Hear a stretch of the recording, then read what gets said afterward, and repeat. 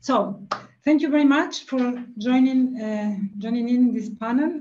What we want to discuss with a pluralistic view, opportunities and challenges associated with energy transition for countries which are rich in minerals. I will just do a very brief introduction to the problems and the questions, and then leave you with the panelists are invited today, Jose Miguel, Benavente, Mariana, Walter. I will introduce them before they start to talk. But just because I can't see my screen, I don't know how to move. Is it in the next slide or with the first one? The first. Yeah, stick on the first. Okay, I try once. Are now in the next one? No. No. Okay. Weird. I don't know what's happening. It's like I don't have the option to move. Okay, never mind. I started so we don't waste time. So what is the problem? Or what is the issue that we want to discuss here? Energy transitions will increase massively the demand for critical minerals. We're talking about minerals like copper, lithium, cobalt, nickel, and so on. The International Energy Agency has made some estimations and is talking about increases in demand up to 4 times for some of these critical minerals. The World Bank also for minerals that are being used to storage energy is talking about increases of 500%, for example, for minerals like lithium. And the thing is that many of these minerals are in emerging economies or countries in the south or developing countries, whatever we want to call them. And I had a nice map to show you, but I'm not being able to show it. But if you look at the map, actually a lot of these resources are concentrated in a few countries, many of which are developing countries. So governments in many of these developing countries are already introducing policies to attract investments for increased mining activities, because of course they need investments, they need employment and exports, all of which are seen emerging in association with these mining activities. They also are interested in a kind of productive and technological diversification that could emerge in association with mining. So we are already seeing a lot of efforts by some of these emerging economies to attract these investments. But the problem is that these mining activities are also have been associated to multiple environmental problems and therefore are rejected by large groups of society. And this because of multiple problems, local pollution of soil and water, toxic residuals, intensive use of water and energy, and many, many other problems. Also more dramatic issues like, for example, accidents. We have a very recent one in Brazil, in Brumadinho, where more than 250 people were dead. So basically, what we can see is the potential for a lot of tension emerging or being increased in the next few years with this phenomena of increasing demand and the problems that the activity introduces. So I just wanted to mention, use the example of Argentina to illustrate the kind of tensions and dilemmas. Argentina is not a mining country, but owns large reserves of minerals. So with these new opportunities in the last few years, and this is independent of the government that we have, there have been a lot of interest to push the activity from having 16 ongoing operations in the country. There are 250 exploration projects. In the estimations of the government, with just the resources that are known at the moment, they are estimating that the exports could triple in the next few years.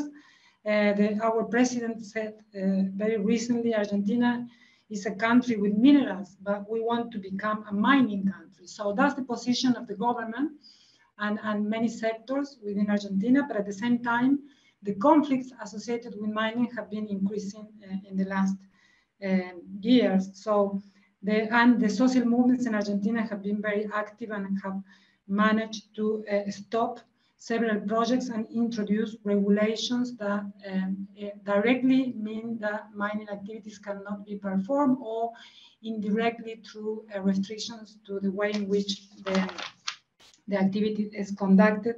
They put a limit to the mining activity. So obviously there is a tension that will need to be addressed.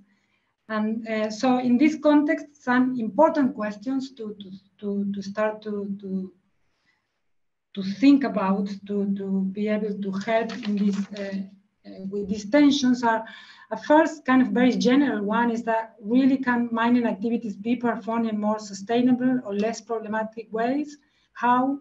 What it means sustainability in this context, in the talking in the step language, we could say, or we could ask, can diverse pathways for mining be identified and nurtured or even conceptualized?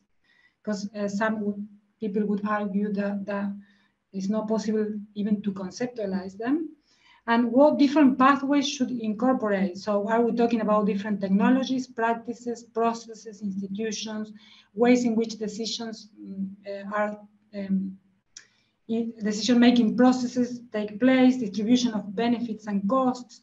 And so different people think in very different ways about how things could change or could be improved, but this is something that we also need to be thinking more about and to reach some kind of agreements, and how these changes can be promoted and can start.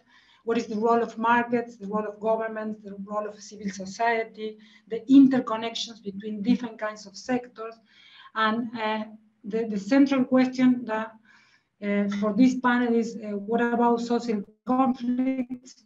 Do we think that social movements and conflicts that are happening in the context of the expansion of the mining activities are a problem for the activity and the energy transition, or a potential driver for positive change? And so this, I leave it with these questions. The interest in this panel is that we have the chance to discuss them between all of us. It's like a continuation of a conversation that has started between several of us that are here now in the room. But just to begin the discussion, we have Jose Miguel Benavente and Mariana Walter. As I said, and they have they're both been working with the issue and are related to the topic, but coming from very different places. Jose Miguel Benavente is a principal tech leader in the Inter-American Bank of Development. He's a full professor at the business school Adolfo Ibáñez in Chile, and he has been linked to the process of decision making related to this issue and others that have to do with innovation policy. He was the vice president of the Chilean National Innovation Council, and so he will bring a perspective that has to do as related to his research, his position, but also that has to do with being connected with decision makers and with the experience of Chile.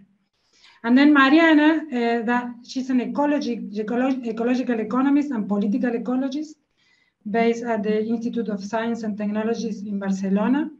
She's part of the coordination and direction group of the Environmental Justice Atlas, and she has done a lot of work on social and environmental conflicts in Latin America. So she will give us the view of the social movements and the people that has been in some way or other monitoring and asking for changes related to that.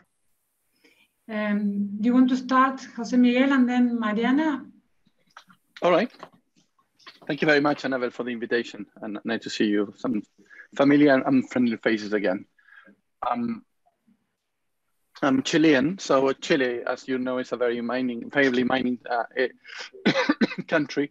But this is roughly the same for countries like Peru and Bolivia, and a few others have Anabel already suggested. Just to give you an idea, exports in a country like Chile represents almost a third, or nearly 30% of GDP. So export side is a very, very relevant issue. That's a first thing that I have to have in mind. The second one, more than 75% of the exports of a country like Chile are related with natural resources. 3/4 of the exports are related with this. And moreover, more than 50% of the exports of Chile today is related with mining. Mm-hmm. So this is the size of the mining sector, and important in terms of exports, GDP, and also employment. Directly or indirectly, almost 10% of the workforce of Chile is related with mining. So this is a very, very relevant country. Despite the fact that all you have heard about Chile, still Chile is a mining economy. Amen. And given the future that the future trends that Anabel was suggesting, this is it's becoming a very, very relevant issue for Chile. And let me talk about a little bit of the technology and innovation side about the mining, which I think is very relevant for the thing. The first thing is generally what we produce related with mining in countries like Chile and Peru and in Bolivia are commodities. Okay, we didn't even produce, copper in sense of, very refined copper. Most of the copper that we produce in countries like Chile is going to China to have the final process. When all the implications related with environmental issues, we call it concentrate. Most of the exports of Chile are concentrate of copper that goes to be refined, in countries like China. And secondly, so most of the innovations that you can see on the mining sector are related more to what we call process innovation. It's not related with product innovation. And this is an issue very relevant. The second one is if you use the taxonomy that normally PAVIT used for the different sectors, PAVIT 1984, this is a sector which is heavily dominated, the technical change is heavily dominated by providers. Most of the improvements, what is going on in the technology and innovation side is mainly heavily dominated by the providers. And who are the providers are mostly related with machinery and a few others, issues who are relevant for the sector. And this is are normally foreign owned and not Chileans or Argentinians or Peruvians. Are coming mainly from Canada, US, and some countries in Europe. And this provides a very large, and they develop their own research and development in-house. So the technical change is heavily dominated in the mining sector by providers. There's another, and these providers are not in our countries, in other different countries, especially more developed countries. The third one is what we call how the sector is organized. In the case of Chile, which is the largest producer and the largest exporter of copper in the world, is dominated by only 4 large firms. Okay, so 2 of them are foreign, 1 are public owned and local, and the other one is private but local. So this is a heavily concentrated sector with only 4 large firms, and this is exactly the same in Peru and sometimes in Argentina as well. Then you have then this is most 90% of production related with these 4 firms, and then you have a second group of very mid-sized and very basic kind of firms in terms of technology of production, which are very small, local, and which are suffering most of the security issue and other and environmental issues as well. But this is producing mainly less than 10% of the total production of this country. Another issue which is very relevant in this sector is the decisions of the technology that will be used in the mining sector are mainly decided when they are developing and designing the whole mining project. Once this is decided, it's very, very hard that we would change the technology meanwhile they're developing the project. Some of these projects in mining takes more than 10 years, as you can expect, even reaching 20 years. So the decision about the technology that will be used, mainly coming from foreign suppliers, is decided during the development of the project. I mean, the idea of the project, engineering process of the project, not while this is ongoing on the process. So what you can see as the decisions taken from these large firms, they are very, very risk averse. So they only use technology that's already been tested somewhere else. Another issue which is very relevant in terms of the technology and the technical change in the mining sector is that the mining sector in general is a continuous process. And why this is important that you have a continuous process in terms of a batch process is if you want to make any improvements in the mainstream of the production line, you have to stop the line. And when you stop the line, the opportunity cost of that stopping is very, very high. So if you are a provider of a new technology and you want to test the technology, you have to come with a guarantee of several $1 million to pay the alternative costs for the firms to stop the line. And this is very important because it's very, very difficult for the local providers, for example, if you want to make even for the firms, if you want to make improvement, you have to stop the line because it's a continuous process. In Chile, there's only one day in a year, which is the 1st of May, it's May Day, is stop the line to make any improvements and maintenance of the line. So this is a very continuous process. This is another issue which is very relevant compared to the standard, other productive sector. Another issue which is very relevant, most of the improvements in technology and innovation that you can see in the mining sector in Chile, in Peru, and some things in Argentina is done around the process, not on the main process. And most of them are related with environmental issues. For example, the use of different kinds of waters, for example, come to standard water to salty waters, the decrease the impact of powder because of the different movements of trucks, etc., into the environment, and few others. And these have been done through some of them local providers.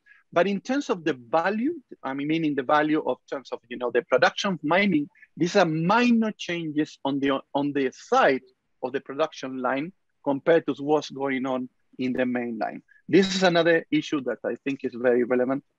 And let me finish with another issue, which I think is also may give you a context of the technical change, and then we can discuss, the implications in terms of the motivation that we are here today, is the institutional setup.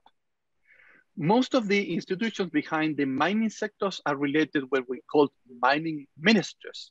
But the mining ministers in our countries are more related with regulatory issues that include promoting innovation, science, and technology. Science and technology, if so, they're not too high as you can expect, is mainly related with other kinds of institutions more close to science and technology rather than a sectorial institution. If you can see, for example, comparison with the US, where there's a lot of R&Ds happening in the health minister, the defense minister, or even the energy minister. In our cases in Latin America, especially in Chile, most of the role that these institutions, the public ones, are playing are regulatory ones that also make a difference in terms of pushing the agenda of innovation. I think, and I stop here, this is mainly some taxonomy of issues related with technical change from the production side that also helps to understand why some issues happen and why other does not happen once we start thinking about how to move the agenda of improvements in productivity, having in mind all the implications of not only socially but especially environmentally in terms related with the mining sector. I stop here, Anabel. I think it's I'm okay. Past over time. Yeah. Okay, thank you. Mariana? Yes, here I am. Thank you. Okay, so I think we have only like 30 minutes, so I will try to be short so we can have a conversation, because I know many of you have also lots of experiences and on research to share. So as Anabel was mentioning, well, I'm part of the Environmental Justice Atlas. I don't know if you know this initiative. Let me try to share screen and see if we have the same problem or not. sorry, I have the here. So, why? Okay. So, if I change screen, do you see the change or? Yeah, yeah. Okay, so yep. This is the Environmental Justice Atlas. It's an initiative coordinated by the Environmental Sciences and Technology Institute at the Autonomous University of Barcelona. And what we do is like, we have a global registry of environmental justice struggles or socio-environmental conflicts, as you prefer to call them. And actually one of the main typology of conflicts that we map, and here you can see at your right, the legend with the different type. You see different points of different colors. These are conflicts related to different type of conflict. And the orange one is mining. And actually mining is one of the most conflictive activities that we map globally in the Environmental Justice Atlas. We also map conflicts related with renewable energies that are becoming more and more relevant, that have to do with other sides of the energy transition policies. So actually many of these conflicts that we're mapping are somehow related to energy transition policies. I invite all of you to visit the Environmental Justice Atlas and explore each one of these points. Is a case that you can open and you can read, and you can actually, with the filter on your right, you can design your own search. If you're interested in a certain type of commodity, in a certain country, you can do different combinations and explore the database to ask different questions about conflicts. Of course, this is a project in permanent development. So there's some areas that we are trying to improve the mapping, like, such as in Asia and Africa and other regions of the world, like the Arctic. And so it's an ongoing initiative that is developed in collaboration with local groups, activists, students, journalists. And the cases that are published here go, before being published, through a process of moderation that we do at ICTA, at our research institute. We review the cases, we check that the information is correct, that everything is referenced before it's published. So it has some quality control process, but it still needs to improve in some cases. So as Anabel was mentioning, here I gathered some graphics from the Environmental Agency, International Energy Agency estimations. And Anabel was introducing some of these concepts just to really stress this idea that I'm sure if you're in this session, you're aware of it, is that these energy transition scenarios that are proposed in the Paris agreements and in the current debates about renewable energy development, electric car development, and so on, are heavily dependent on extraction of minerals and metals. And as you can see here, these are estimations. These in your left, you can see the comparison between what's the expected demand of some key metals in 2020 and 2040. And as you can see, some metals multiply many times the demand. Copper multiplies by 2, but actually copper is one of the most, as a main, currently is highly extracted around the world. So multiplying by 2 actually it's a lot. And then you have, of course, lithium and graphite, nickel, and different metals. All of this information is in a report I will mention at the end that we just published in relation to a mapping we did in the Americas. But what I want to stress here is so you can have in your left the multiplication of the demand of different metals, and then the right you can see it's used in different technologies related with the energy transition. Actually, electricity networks are the ones that are demanding most of the metals, actually copper. This is for 2040 estimation. Actually, it's estimated that in 2040, I had the number around here, electric grids will require around 80% of the copper demand around the world. So it's actually huge. And people usually don't talk about electric networks, but these will be a massive source of demand for copper in the energy transition scenarios. Of course, electric vehicles require like 6 times more metals than conventional vehicles, and renewable energies, among other energy transition metals. So where we are going in these energy transition scenarios to a scenario that is largely dependent on the extraction on different metals and minerals, some of which are currently being extracted, like copper, and some that are marginal right now and will require massive pressures to open new mines. This is the case of lithium, also graphite, nickel, and rare earths that are not that much extracted currently. So as Anabel was mentioning, maybe she wanted to show something like this. This is like the global distribution of where like 6 strategic metals, sorry, it's in Spanish, I had no time to, we are translating this into English soon. This is where 6 strategic metals are distributed around the world in terms of reserves and in terms of production. As you can see, Latin America, it's a strategic region for basically copper, lithium, graphite, and nickel. But you also have Asia and Africa as strategic regions. But let me say that this map maybe is under stressing the fact that there's lots of pressures in other countries, like in Europe. There's currently many conflicts in Europe, such as in Spain, Portugal, Serbia, Nordic countries, where people is mobilizing against the extraction of lithium, copper, and other strategic materials. So maybe this map is understating the global pressures related to the energy transition. But what I wanted to show here is that actually the Americas and South America is a strategic region for some key metals of the energy transition, but there's others and that are not well represented. So as part of the Environmental Justice Atlas, we recently finished the first stage of a mapping of energy transition related mining conflicts in the Americas.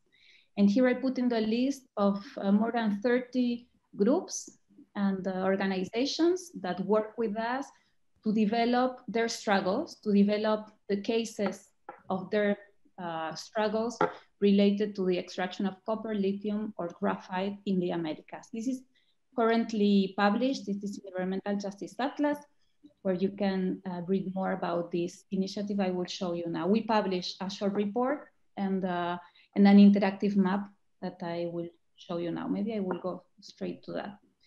So in this map, let me show you the map. So we have more time to actually have a conversation. So in this map, I don't know if you, so this is the atlas.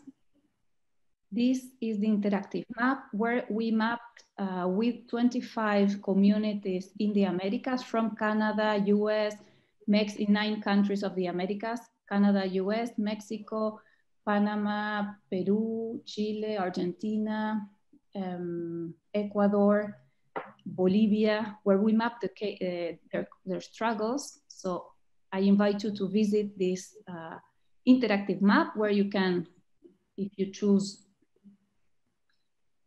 a point, for instance, this is a case in Brazil, you can open the case and you can read more information about the case, the mobilized groups, the different companies involved in the struggle, the different impacts groups are identifying, and we actually identify also on the bibliography.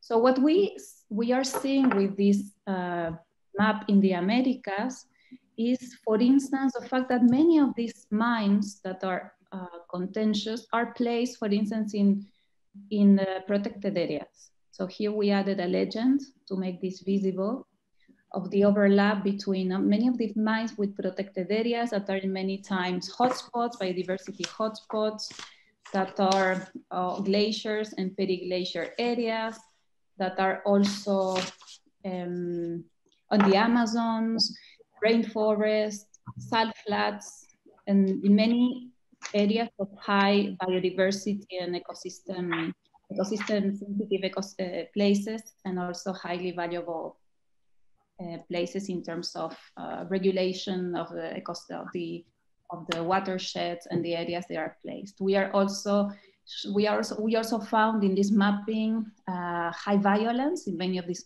conflicts against communities, Also a deficiency in the participatory processes that are pushing for these mining projects, and this is a high concern for communities. Also, as Anabel was mentioning, in many cases that have many years of extraction of lithium, for instance, in salt flats, in salares, there is in many places already an identification of water scarcity, more water scarcity than before, that is putting at risk many of the livelihoods of local communities. And in some places like rainforest in Ecuador, such as in INTAC, it's a case we are mapping, communities are denouncing, even in exploration steps of the mining developments, that there are spills and pollution of waters. So we have systematized many of these impacts that have to do with ecological impacts, social impacts, democratical impacts as well, that you can read if you want in the map. Well, so I will just finish here with an invitation to check the map and also add to this conversation these other perspectives that have to do with the communities that are actually faced with the proposal of having mines in their territories and how it's creating conflicts in all the region. This, of course, this is just the first step of a global mapping of energy transition, mineral extraction conflicts, but these are just some of the struggles happening. There's many more that we are working to, with communities, identify and map, so they become visible and part of the debate about what type of energy transition we want that is more sustainable, just, and fair. And well, maybe I will stop here so we can have a conversation. Thank you very much. Okay, thank you, Mariana, and thank you, Jose Miguel. Just before going to comments and questions and see if we can pick up on some of these issues for discussion, just to mention that I think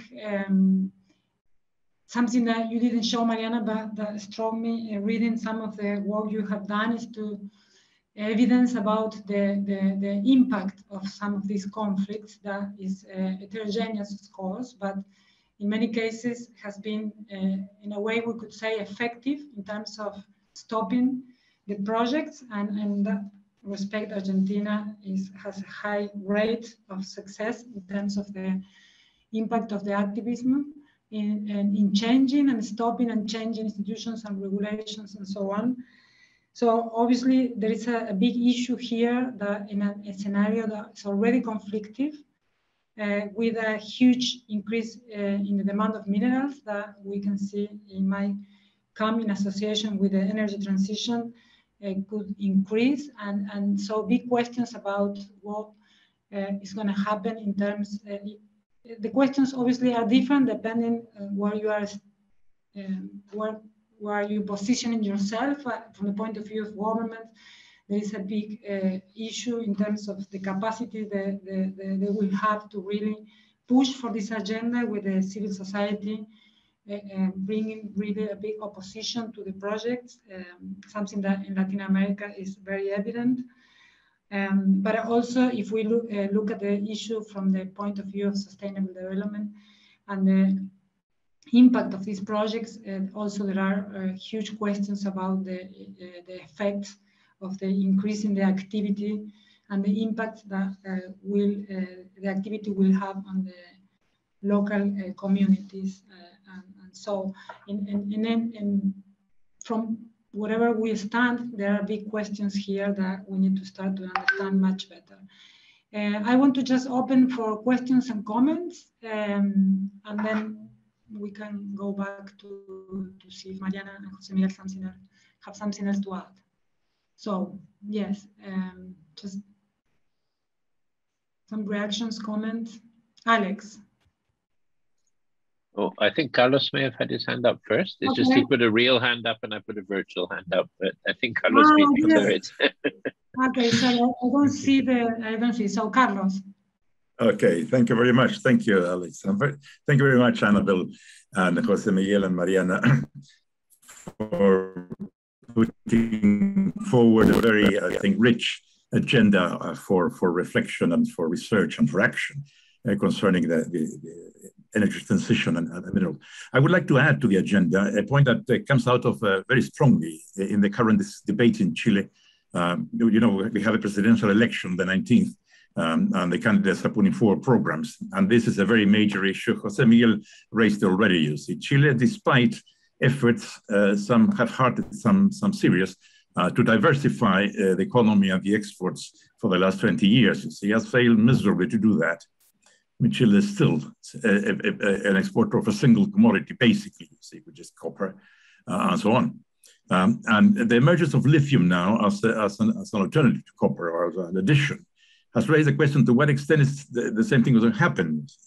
As Jose Miguel said, Chile exports concentrates, which have at most 30% content of metal.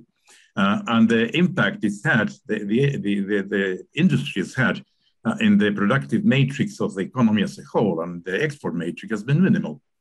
So the question is, to what extent can we think in terms of an energy transition, which at the same time takes into account the need to use the mineral sector as a lever for fundamental structural change in the economies, to escape, as it were, the outis curse of the raw materials, you see, and a bit along the lines of Australia and New Zealand, as opposed to being completely trapped in so-called static comparative advantage and continuing with a low level of development and a high level of dependency on the global markets for commodities. That's my point. Thank you very much. Thank you, Carlos. Alex? Yes, thank you very much, everyone. And I don't know if, are we allowed 2 questions? Because I had one for Mariana and one for Jose Miguel. So the question for Mariana was whether you, in the very, very interesting and you know, congratulations on the interactive map, as well as on the atlas in general. So you have layers for high priority biodiversity sites and sobreposición, you know, overlapping of mining claims on environmentally protected areas. Did you consider adding a layer for indigenous territories? Because of course, a lot of the conflicts that we're talking about, not all, we know that conflicts with local communities take many forms and local identities are multiple as well, but particularly in the case of indigenous people, Latin America and the Caribbean, as you all know, has been a pioneering region in the world for work on free, prior and informed consent, the implementation of ILO 169, but also in cases of rights violations involving indigenous territories. So I was wondering if that might not be, in a subsequent phase of the Atlas, a useful layer to add this territorial dimension, particularly with indigenous peoples, but also with others, you know, quilombos in Brazil, Palenques elsewhere in Latin America, Marin communities and so on, as giving more of an insight into the particular social dimensions of these conflicts, which, as I say, do not always involve indigenous and traditional peoples, but frequently do. And there is an increasing tendency for those territories to be high priority for minerals, transition minerals and others. So that was just a question about the future possible direction for the really valuable work you've done with the Atlas.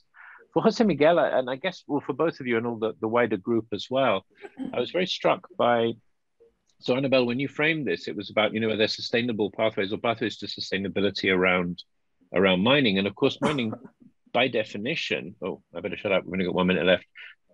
I thought it was 10 minutes we had, sorry, I'm getting very confused here. Anyway, by definition, mining is not sustainable, but something that's come up in a project for which I'm principal investigator, which is actually in Africa, is about legacies. It's about restoration, right?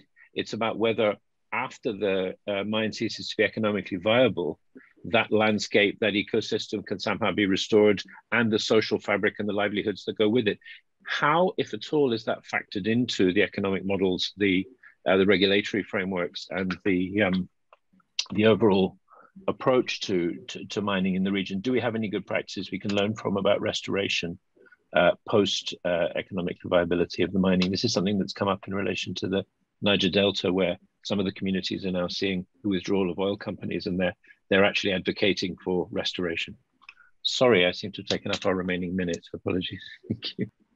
Yeah, it's not very clear whether we have. Well, okay. Just in case, Daniel, you wanted to say something, and then we can see. I have 45 seconds, so yes. I'll try. Just continuing on the point by Carlos, I think there's a fundamental collision here between the growth and developmentalist perspective and the environmentalist ones, that they are, 30 seconds.